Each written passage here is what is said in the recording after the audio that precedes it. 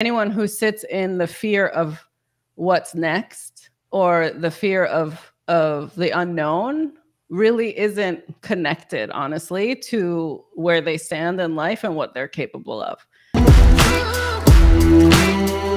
Over the course of my life and career, I've discovered the power of consciously investing in mindset and personal development.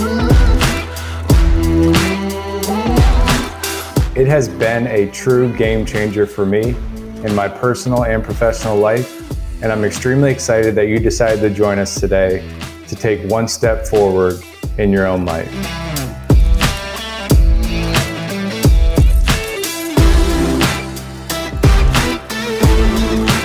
Most of my breakthroughs have come from one-on-one conversations. We created this show to bring you those unfiltered conversations each and every week.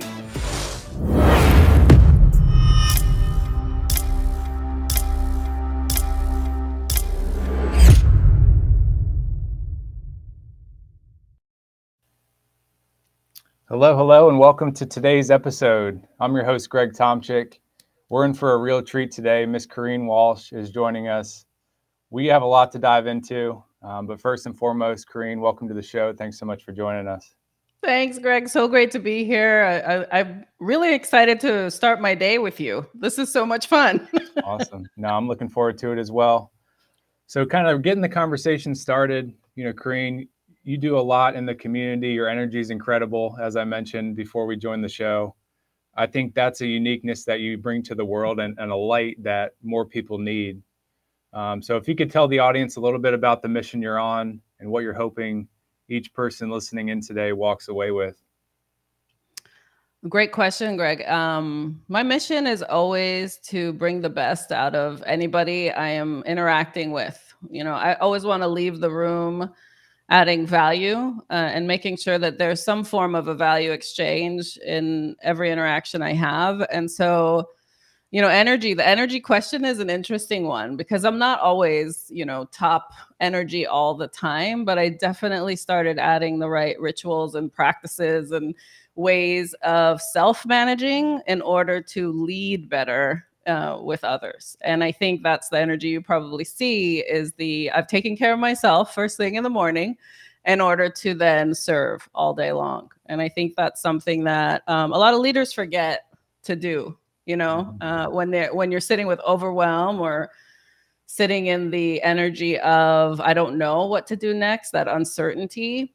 What I love to bring is the certainty that you can figure it out. We are all resourceful, and helping people find the strategies and methods to really build that life and business that they dream of. So that's really what my mission is. I love it. Yeah, it creates clarity for people. People need clarity in order to take focused action. I saw that as an athlete where coaches, you either had a lot of confusion or you had coaches that gave you a lot of clarity. So I was right, on the pinnacle of learning how important a coach was to living life for one, but then performing in work or whatever we love to do out in the world. Yeah. As an athlete too, I'm sure you had the challenges of the team dynamics and how to lead yourself because you're mastering your own skill while being part of a whole unit. And I think that is to have a coach in play, like you need the sounding board. Sometimes you need the refinement or the new tools or the ability to say, hey, I'm feeling a little bit weaker in this area. How do I strengthen it and work with someone who maybe has gone before or has that mastery in education or level of way to bring you up. And I love that you have that athletic background because I'm sure it has huge impact in how you lead your business and also who you attract in to make sure that like everyone around you is performing well. Absolutely. Yeah. I look at it as kind of like the business athlete. Like we're all, if we're in business, we're trying to optimize, and whether it's our individual internal self, but also how we bring ourselves to the world. And those two, most of the time battle. We talk a lot about that on the show where that internal dialogue versus what the world, is expecting from you as a business owner conflicts. So the first thing I want to dive into, and I want to get a little bit into your process and how you help folks, but how important is it to do the hard internal work to find the alignment, first and foremost? I think if you don't know yourself well and what triggers you and what lights you up, then you are going to be triggering others and dimming their light without that, right? Like, Yeah. so I think it's really critical to do the work on self first. Between my two books, right? My first book, it was all about self development, be a badass, 6 tools to up level your life. And that book was my journey on my self management. And then what I realized is as I started to really flex those muscles and have the conditioning on self, I really wanted to lead.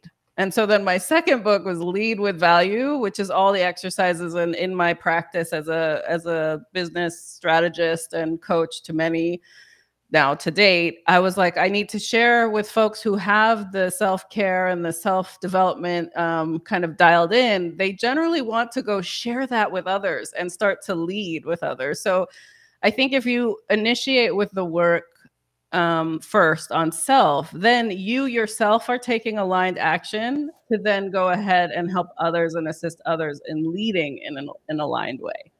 So there are many different ways to step businesses into aligned action. I have this exercise I do. It's my retrospective exercise, and I actually run it as part of my Hey Kareen platform, which is my on-demand coaching platform, because I was finding that people needed the assistance, that coaching, like you were on a team, right? When you're in play, you need to be able to go back into the group and ask your coaches, well, what else should we be doing? What play should we do next? And there's this on-demand assistance for it.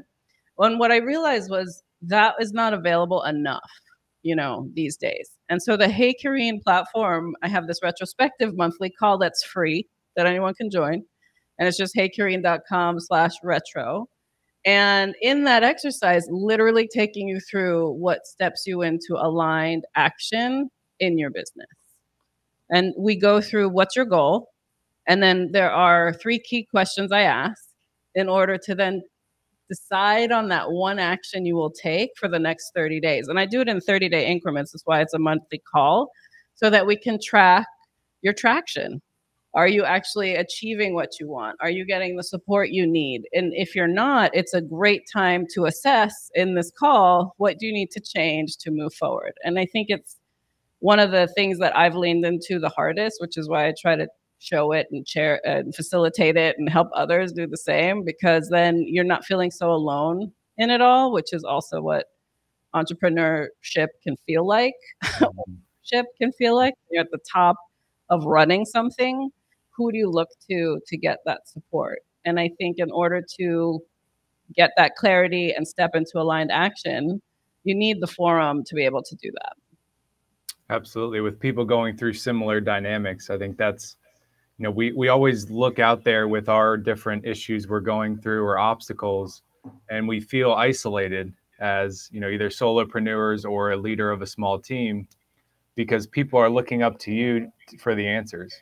And, that makes it a difficult decision to find the answers within yourself. So I love that you're doing that retrospective exercise. And you're getting right to the point of that perception problem that I think a lot of us have, where we want things immediately. And sometimes it's hard to wait that 30 days to kind of work through the kinks, but that's where, really things start to work out. And oftentimes we give up before that period or that enlightenment actually comes. Yeah, it's hard sometimes too, Greg, with goal setting when I've seen this time and again. Like, so when I was myself the consultant going into companies and implementing change, I can't even tell you it's probably 100% of the time that certain goals were set that were so unattainable, like out of the world, because they wanted to stretch everybody. And it's like, how about you stop stretching everybody and maximize and optimize what you do have on the team to achieve what's best for the business? And so, in that perception concept that you're talking about, it turns into false expectations. And then everybody is suffering versus a reality check of like, where are we right now? What are we capable of right now? How can it march us towards our ultimate goal? Like, are we actually clear on the target? Because that target, if you're in business, that target is constantly moving. So if you don't have the practices in place to make sure that you're pivoting at the right time, or up leveling the skill set across your team, or maybe firing some clients that aren't a fit because you were once something and now you're another, like there's so much activity happening that consistency on checking in is important, but then also changing the strategy at times and then communicating that to everybody to move forward. And I think that's what gets missed a lot. And that's why you see so many companies fail, is that their ego is leading in this false expectation, but then they're sitting in this, I don't know what to do. Everything we're trying isn't working, but they're afraid to change what isn't working to step into what actually can get done. Wow. Yeah, it's extremely powerful. And what is it? 95% of companies fail. And that's probably right at the crux of why that failure happens. I think it's definitely communication. It's that balance between what is the priority now and what's the mission we're going after, and trying to get people to fit their vision, their mission within that company mission. And you know, if you don't do that, then things get rocky, and then, you know, they want to leave, and that creates even more uncertainty than is already in business. Yeah, I mean, you have to look at it as that it's pliable. Like businesses are constantly like ebbing and flowing, or, you know, doing more like this, right? As opposed to straight lines. Like that is not business, right? And so if you don't build a flexible methodology in your across your teams on how you manage through change, then your business won't grow.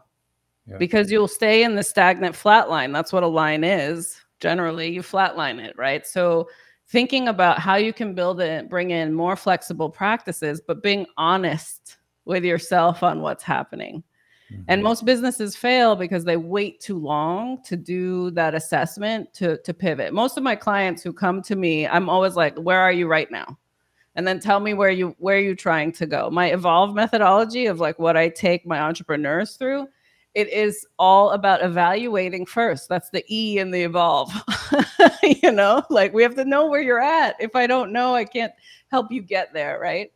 But as you know, a coach's stance, because you're been an athlete, now you're running your business and everything. It's like, as a coach, we detach from the outcome. Our goal is to make you feel and do your best as you go after it. But clarity on that outcome is really important too. So building the team around you, that support, that's the thing that makes businesses fail also, is that they're not hiring fast enough. Mm-hmm. They're not shifting things up early enough. And so they end up bleeding money.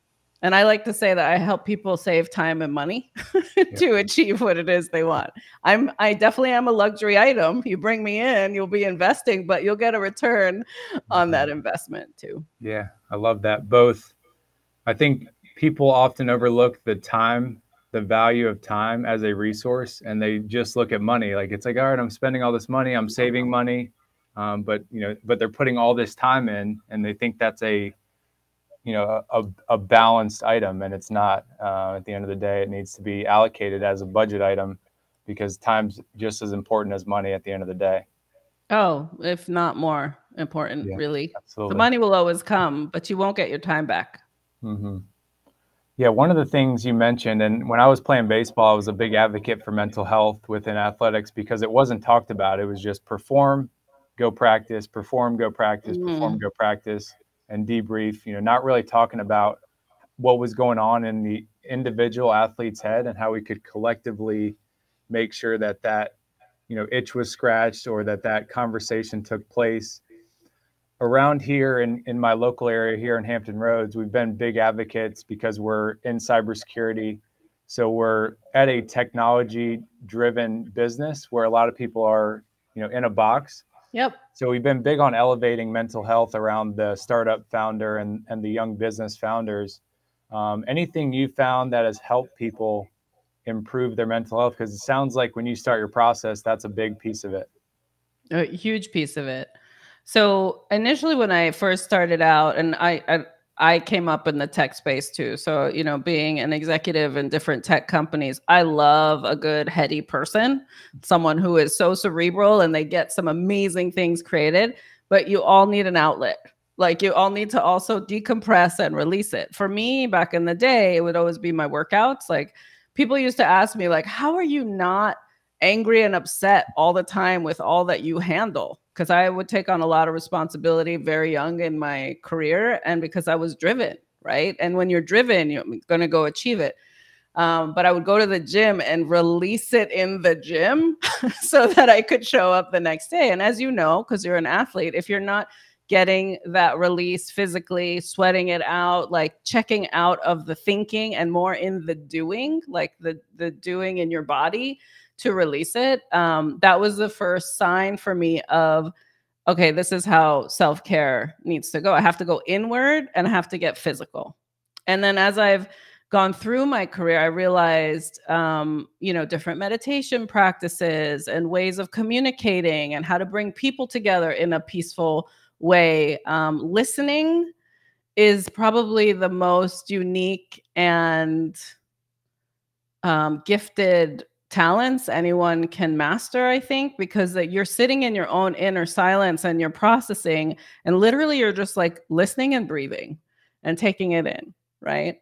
And I would say I'm a very good listener. It's one of the skills that you have to learn as you become a coach and you're advising others. Listening is really key to then find the right strategies. But the breathing part, for me, I would find myself holding my breath. And I know entrepreneurs out there and leaders of industry are holding their breath way too much.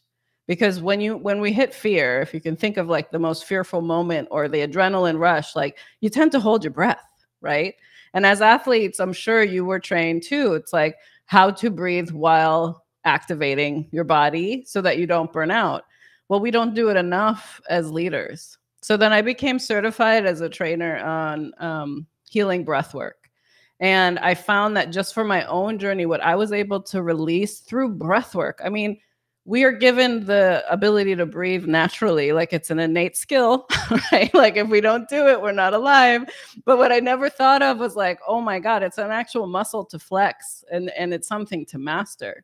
So I started to move into the healing arts because I saw so many others also suffering. If I'm working with leaders that are so cerebral, and yes, we can do strategy and we can run the math and we can get into those Excel spreadsheets, but physically they're not doing well, no matter what they're trying to charter against, if they are not aligned internally, it's not going to go very far. So breathwork is an amazing way to release it in the room, what's no longer meant for you, in order to create the space for what is. And then what I find is that when you're in those stressful moments, you're actually breathing easier. And you're actually able to articulate what your needs are because you took the time, to release it in a practice. And it's been such a gift, to discover this method, but also keep expanding on it because it just enhances my creativity and it enhances how I feel in my physical body. It enhances how I interact with others. So I think it's really critical to find those methods and rituals of how to release and also receive. And that's what, my breathwork practice does. But most of all, it helps heal. And I think we're all sitting in a lot of trauma. Business healing. And that's why some people call me the business healer, which I think is really sweet because I can be highly strategic and help you get things done. But also I will hold space and let you breathe. We need the infinite loop of both. But healing in business, especially what happened during the pandemic years, everyone is sitting with a bit of trauma. And I don't think we're talking about it enough or approaching it enough from a business standpoint. So but to be able to create the space for that, I think is really critical. If you want your foundation to continue to be strong as you build and scale your business, you have to focus on your people and making sure that they are feeling healthy and releasing any trauma they might have experienced, in the past few years. It's ever changing. And we have to be more flexible, I think, in how we approach what true performance looks like in a business, but also that care is required these days. So I try to integrate both in my practice. I love that. I never really thought about breathing as a muscle that needs to be trained. because even I see it like with the clients that I work with across the, the boardroom or across the table. They have this internal whiteboard that when I'm telling them something, they're trying to figure out what they're going to say next. Mm-hmm. And you can kind of see it, in their face that they're not really breathing. They're just like waiting to say something. It's like you hold it up, right? You're upright, they're stiff. Mm-hmm. Also, the adrenaline rush will do it too. It's like, Mm-hmm. and so when you practice different breath works and flex that muscle from your literally like the base of your body all the way up to the top of your head, all of a sudden in these meetings, you're kind of like, I'm just going to share some information with you right now.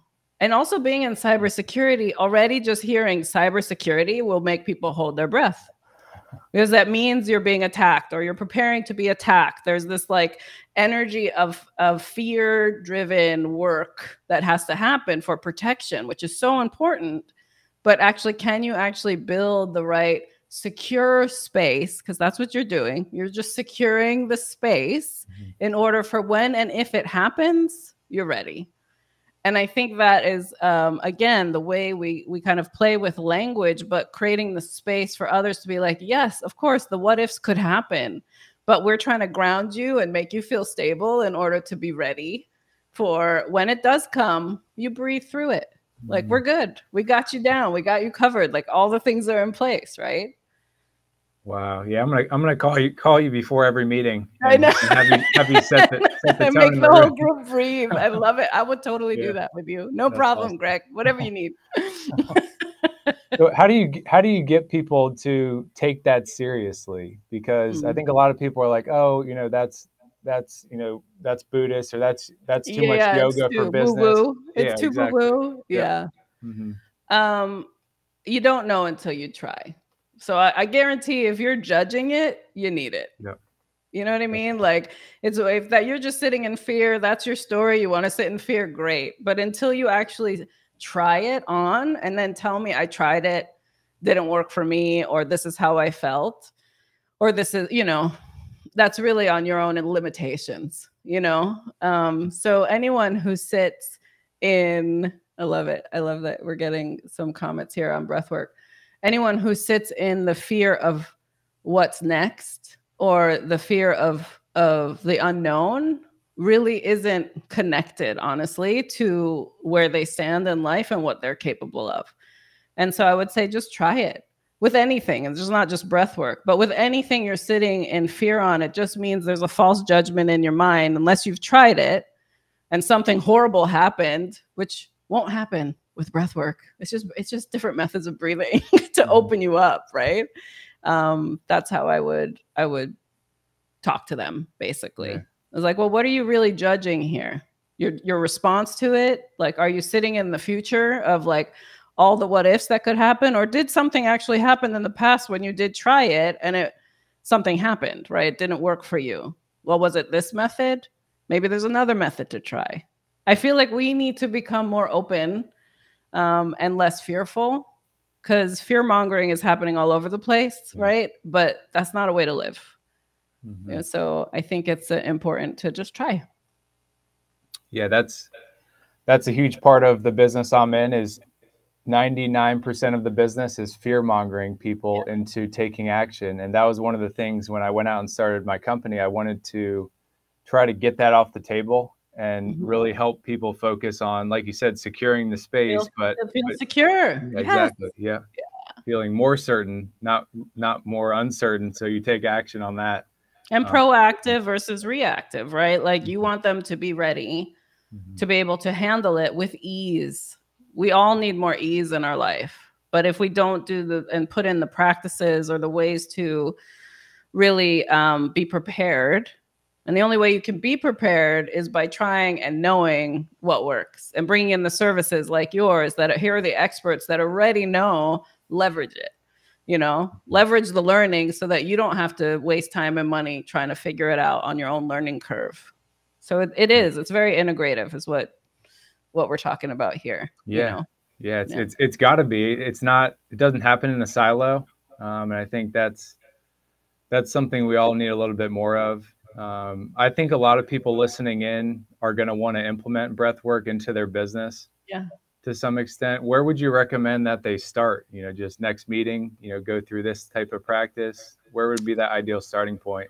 Yeah, for some it can be very private first, like so I host breathwork sessions. So if anyone wants to join one of mine, they're virtual. I do some workshops. I will be doing it more in person too. But there's so many different ways to learn different breathwork techniques. So Breathe with Kareen is my way of trying to give back. And anybody who joins, all proceeds for any of the breathwork I do in these workshops goes to one of my favorite charities.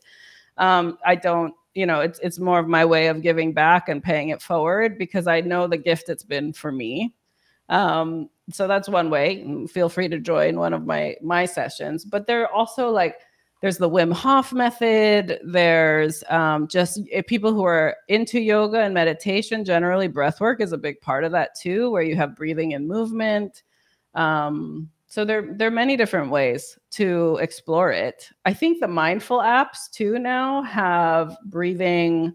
Instead of just meditation, it's breath work. Like it's becoming more and more available, which is really cool. So sometimes it's just before a meeting, so in practical sense, just pause everybody and say, everyone just take a deep breath right now. Let's center ourselves in this moment. We want to be actionable in this meeting. Stop having meetings. Here's a tip for everyone too. Stop having meetings for status updates. That is a waste of time and money. You can email that out. You could chat that out. Come together for actionable items or learning together. So that's my coaching tip for you right now. You see the difference between me and breathwork and strategy? I just want to make sure everyone gets that. But you can also pause your group and say, okay, I know everyone's on their phones coming in from the next meeting. Like you are just been virtual all the time. Like let's just all take a couple seconds here. Deep breath in, hold it for 4 seconds, exhale it out for 4 seconds, hold that for 4 seconds. It's called box breathing. Yeah. Inhale again for 4 seconds. And you do that in just a little bit of a cycle. And then, okay, now let's get to the agenda and see how that might increase performance across your team because you brought everybody to be present with you. Mm-hmm. It's rare that in the middle of the day, you're asked to close your eyes and breathe. But I'll tell you that your team will go further faster if you start doing that, for sure. Yeah. And also have actionable meetings. Yeah, right. I think a lot of it is oxygenation in the body. Like if we are constantly holding our breath, mm-hmm. we're going to burn out, middle of the day after lunch. And that's why everybody talks about, you get the sugar rush and then you crash. And yeah, because we're holding our breath. Try breathing instead. Yeah. When that crash comes, take a moment and allow more oxygen in. Stretch out too, right? So expand that chest bone, and we sit like this at our desk. We're curved forward. So we're constricting our lungs all the time too. That's the other thing from a body standpoint, is to really expand it out and fill up your lungs as much as possible. Challenge yourself to hold your breath as long as you can. Sitting, don't be doing this standing because we don't want you falling down or anything. But if you're sitting down, just to hold it and then see how long you can hold for, and then just do the longest exhale you can do. And that would also start to energize your body. It's amazing what it does, when you start to focus on your breathing. Especially for me, I was holding my breath. I can't even tell you, Greg, for how long in so many different circumstances holding my breath. And it wasn't until I actually developed a practice around this that I can now see it. And I'm like, why am I holding my breath? What am I worried about? What am I concerned with? Because when you hold it in, it's a protection mode. You're in protection. Something's about to happen. It's fear-based generally of some sort.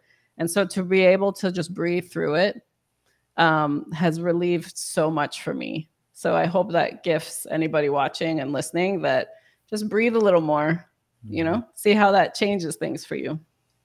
I love it. Yeah, that's hugely impactful. I think we learn things either from coaches or mentors, like conversations like this, or from pain that we've gone through. What are some of the, I know breathing was a big one. What are some of the other things that you've learned either from mentors that you've had along the way that have really changed who Kareen is today? Yeah. And then a few things you've had to learn through pain. Maybe people have told you them in the past, but you had to go through your own experience in order for it to click. Yeah, the version, Kareen version, what's today, 9/8/2023, is totally different than Kareen version like September 1st, 1993. You know what I mean? Like, we have so many tools, and I'm so fortunate that I have always been in a continuous development mindset.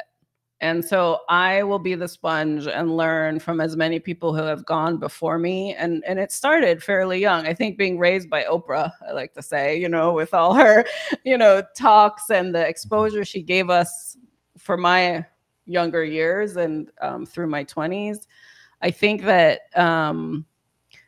it's just a gift to keep on learning, and figuring out if something isn't working, you can do something about it, especially in this day and age. Like, things come at you so fast that what I would say the biggest lesson for me was mastering how to let go of what no longer works. So one of the things I do in my practice as a coach is talk about exit strategies. And it's not enough, like, people don't talk about it enough, I think, where it's like, what if you were to design everything you're doing based on how you want to exit it? And our biggest exit in this world is death, right? Like, not to get dark by any means, but it's a reality. It's the one, you can't change it. You can't change the fact you were born, and you can't change the fact that you're going to die, but that's an exit. How do you want to leave this planet?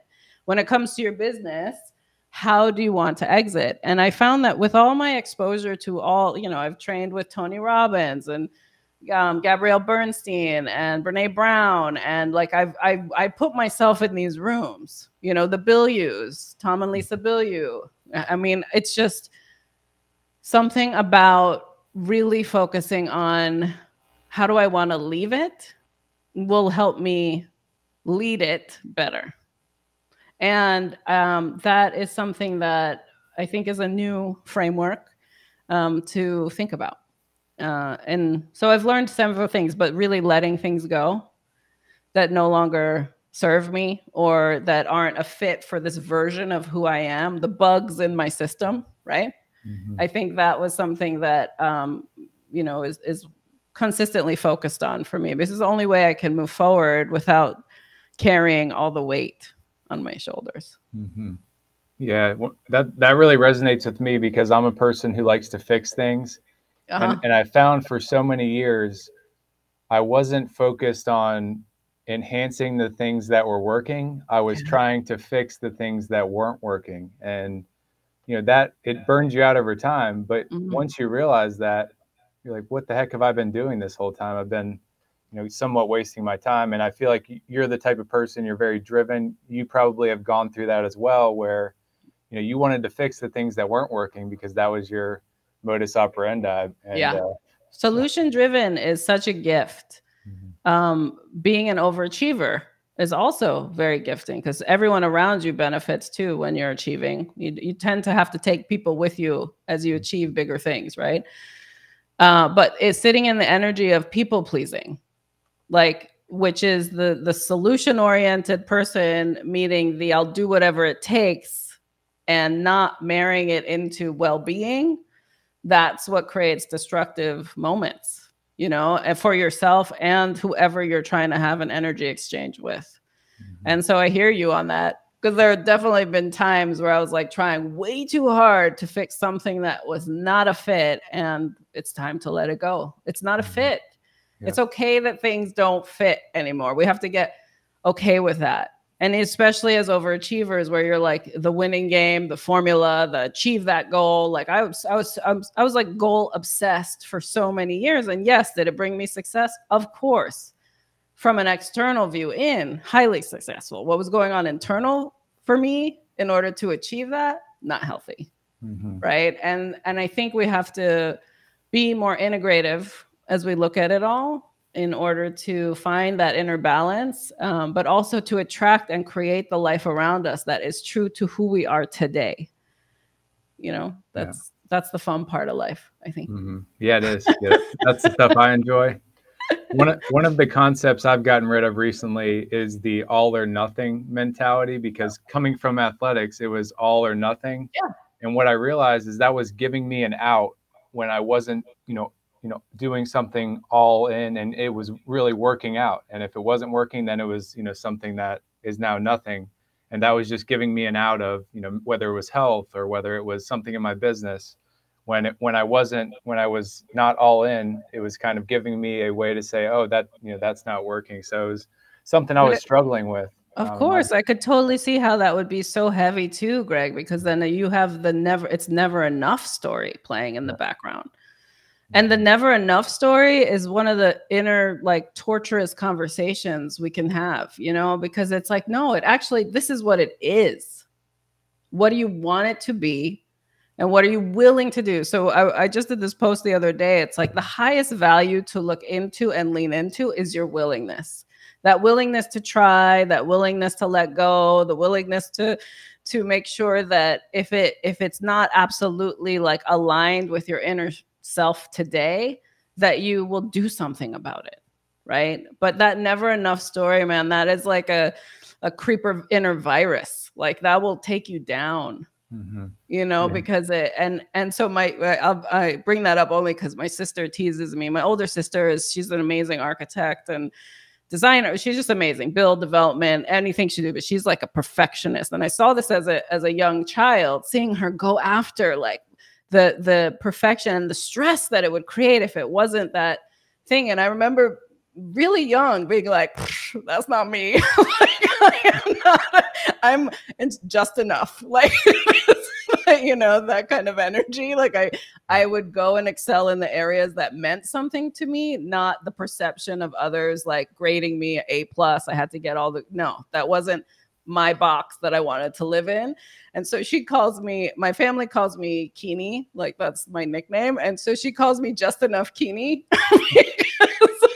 because I mastered that letting go of someone else's story for me and stepping into what was best for me, and that's the piece where I hope from your journey for yourself that you are sitting in this is what it is right now. Do I want it to be different? Versus it lining up to a story that is a false narrative for you, know? Those identities that we all adopt and have to shed and, adopt new ones. And constant evolution. Yeah, exactly. One of the things I think we all battle, especially early on in our careers, is this concept of like labeling ourselves. We're like a director of this, or we're a manager of this. And one of the things I found, probably 3-4 years ago was letting those labels go and being who I'm delivering value, to that person. What are the problems they're going through? Yeah. And that's the value I'm delivering. It's not a label I'm delivering to them to say I'm a, director who's going to, send you in this direction, I guess you could say. So, yeah, I think it's also interesting how a label can keep you boxed in, right? Like that to me is doesn't fit for all people you interact with, right? So I love that you talk about the values you offer and like what you are coming to the table with, because that's way more important. And people always will remember how you make them feel versus what you're called. And if you're in an egoic room, because generally the egoic rooms of like, well, who are you and what is it? Because I came up in tech, so it was very male dominated, and I had to had a very masculine stance, honestly, to like mirror what I was seeing in order to be received in that space. But in my truth, in my inner self, I was this kind of some people who got to know me better, more of like this mother hen of like caring for everyone, because I can't turn that off. I really, truly do care. And most people feel very grounded around me. Took me a long time to let that show up in my leadership stance, and integrate the two. Yes, I can be very much about the title. Sure, I can call myself a CEO. And yes, I've been running my 7-figure business for 10 years. And yes, of course I could check all the boxes for the box that you're in, But truly, what I want you to have is that energy exchange with me and feel that you were valued in our time together. And that's really what's most important. So I love that you realize that for yourself too. It's about how we make people feel, not about some label you give us. Yeah. Yeah, that's definitely a unique aspect that you bring to business overall. I think we think about this business world as something so big and complex, and there's so many intricacies, but keeping it simple and then realizing that people are doing business with people. And at the end of the day, it's, if you make them feel good, then it's probably going to be a good result. So keeping Yeah. things simple from that aspect, I think, is just so important nowadays. Yeah. It's to get true with yourself, Yeah. really, and what you're capable of, and find the ways to stretch that out every now and Mhm. again. Yeah. Yeah. I you love know? it. Let's dive a little bit into some of the frameworks. I think frameworks and Mm. systems are so important for people to like start taking action in their own business and their own life. I know you have your 4-step process, and you also have your evolve framework. Mhm. If you want to just talk a little bit to those and kind of what those mean to you and how they've evolved Yeah. over the years.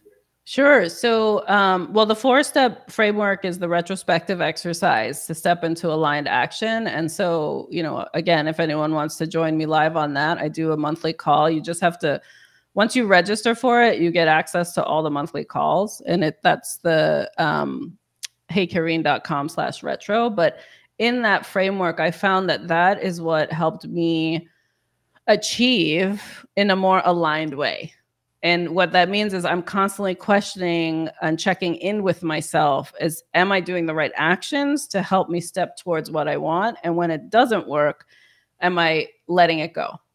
Because that's what you go through in that exercise, which has been a game changer for me. And it started when I was an agile coach in software development and would help people get the bugs out of the system. And we're developing high quality code, right?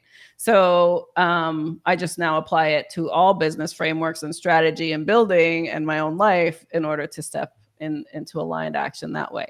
My evolve methodology came from me working with individual entrepreneurs, building and scaling their businesses to exit, and against the exit strategy that they want, truly. And so with the Evolve program, I offer this 2-day immersive experience with entrepreneurs where Evolve is a 6-part program, and each letter is an acronym for the exercise or the focus that we have. And by the end of the 2 days together, my entrepreneurs literally are walking away with like serious clarity, a strategy on how they're going to run and build their business, their goal or targets for like the next year, and then how we work together, going forward to help them achieve that. And it's all the proven methods that I've done in the past 10 years are in that framework.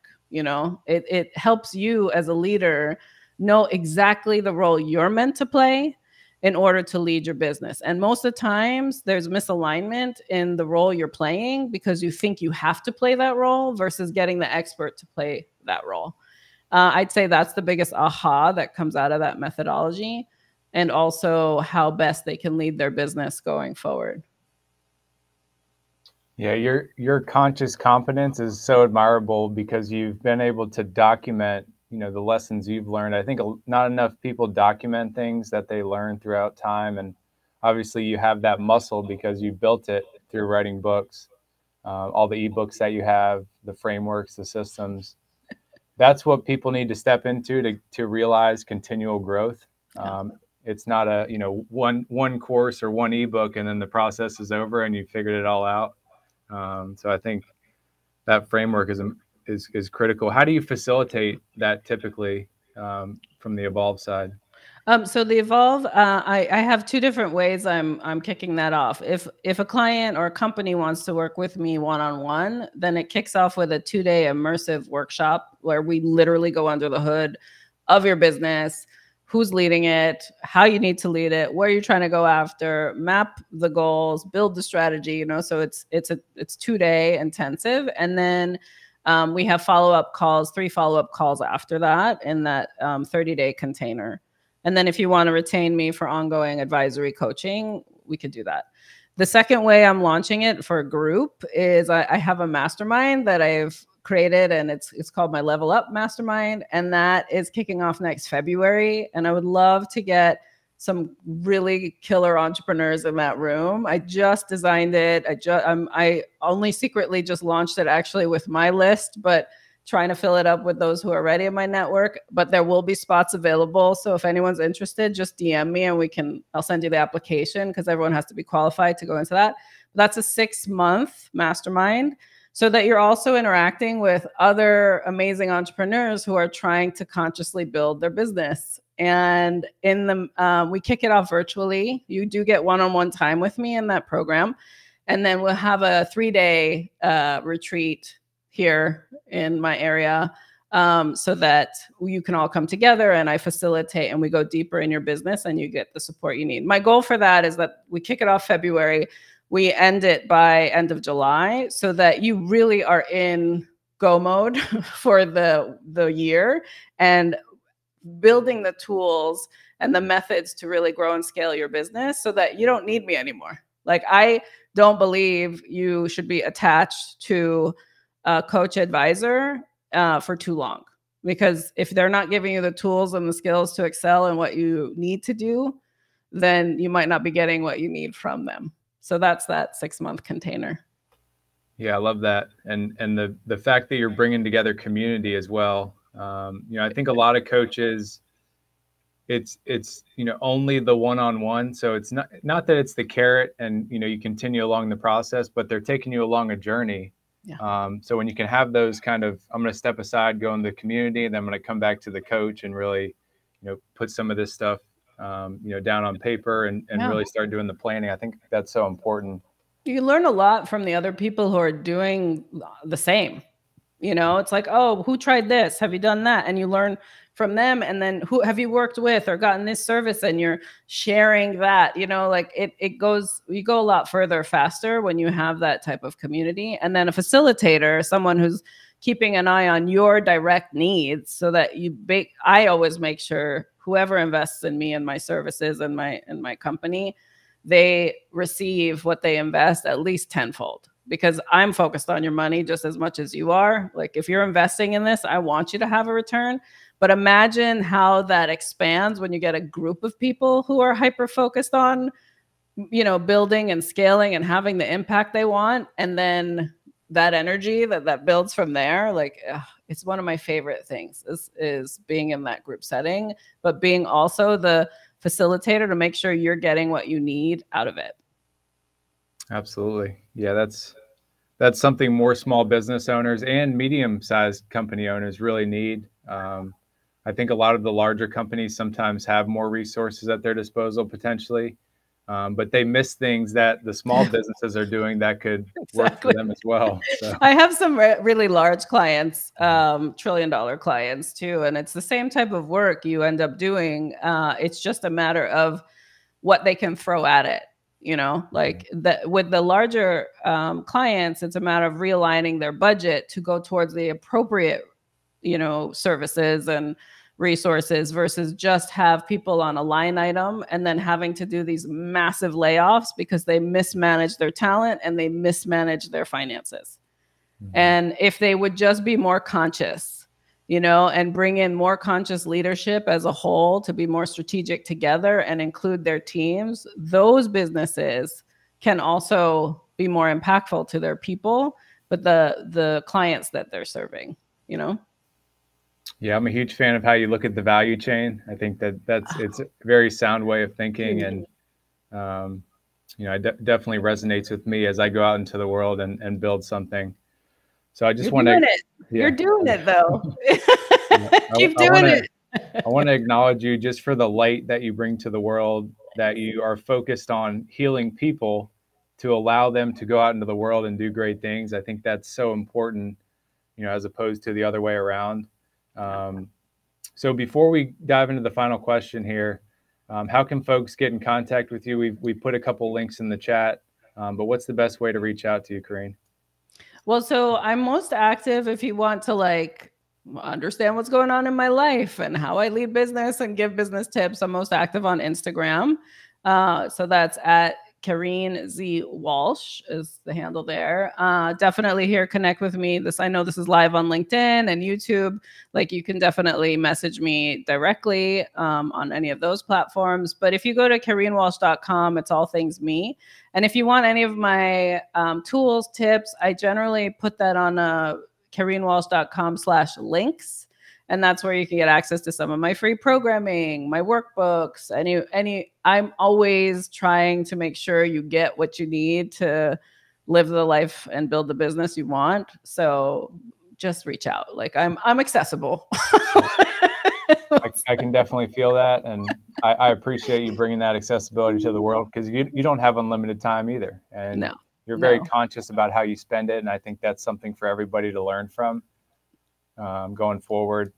Yeah. Kareen, it's been a great conversation. The question we like to ask every guest on the show, and because this show is around connecting to people, connecting to strategies, connecting to mindsets to elevate each of us as we go out into the world, what does being connected mean to you in your day-to-day? Well, I think the connection to focus on mastery on first is the connection to self. And really, the more you know yourself, the easier it is to connect with others and create an energy exchange and find what your inner values are, how they resonate out into the world. So I would say connections are really the only way I have come to where I am. Without the love and support and even the challenges that I receive from those I connect with, I would not be who I am today. So I'm very grateful for that. Being connected it's life-giving, and so it's really something I do highly focus on. But I want to connect now. My inner mission is from the most authentic, truthful stance that I can. So you're getting all of me, the good, bad, the ugly, but that's who I am, Yeah. So that's what connection means to me. I love that. This is going to be extremely impactful for a lot of people. Kareen, looking forward to continuing the conversation. And thank you so much for your time and your insights joining us here on the show. Thank you for having me.